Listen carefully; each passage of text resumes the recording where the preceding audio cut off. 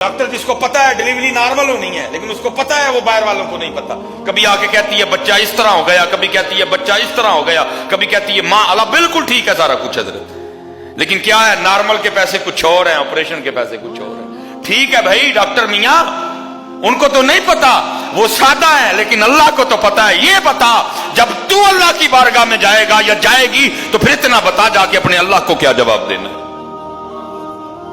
आप हैरान हो के कहते हैं, फरमाते हो वो देखो बकरियां चराने वाला कह रहा है कि इब्ने उमर अल्लाह का क्या करना है, अल्लाह तो देख रहा है। देखा आप वापस गए, आपने उसके मालिक का पता किया, उसको खरीदा और खरीद के आपने उसको आजाद फरमा दिया।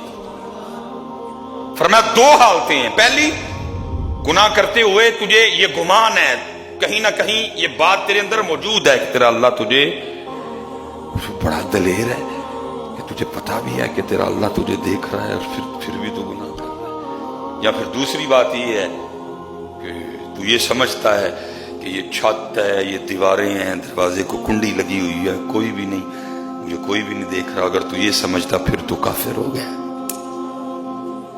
मैंने कहा ना हज़रत ये वो बातें थी जो बिल्कुल इब्तिदा में पढ़ाई जानी थी। अलम या अलम भी अन्नल्लाह यरा, क्या तूने ना जाना कि अल्लाह देख रहा है, इब्तिदा में पढ़ाई जानी थी।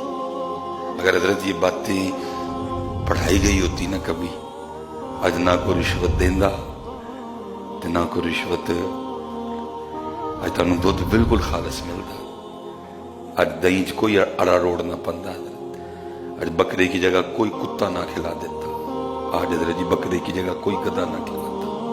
वजह क्या? One was a thirsty, one was a thirsty, one was a thirsty, Verma Alaina इल्लल बलागुल Mubeen.